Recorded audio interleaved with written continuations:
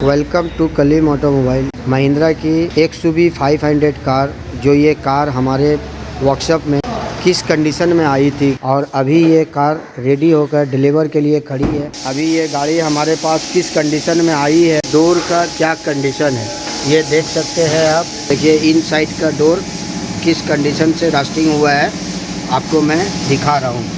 आप देख सकते हैं, ये देखिए पूरा पार्ट गल के गिर चुका है। इसी टाइप का चारों डोर में रस्टिंग है। ये देखिए डोर मैंने ओपन किया, जो रस्टिंग है ये आप देख सकते हैं। रस्टिंग पूरा यहाँ पे न्यू ये चदरा काट के पूरा बांध दिया जाएगा और न्यू चदरा यहाँ पे लगेगा। फुल बॉडी मैंने पेंट किया हूँ और रास्टिंग का भी रिपेयर हुआ है। সার্ভিস যেটা হয়েছে সেটা তো খুবই ভালো হয়েছে, আপ টু দ্য মার্ক হয়েছে।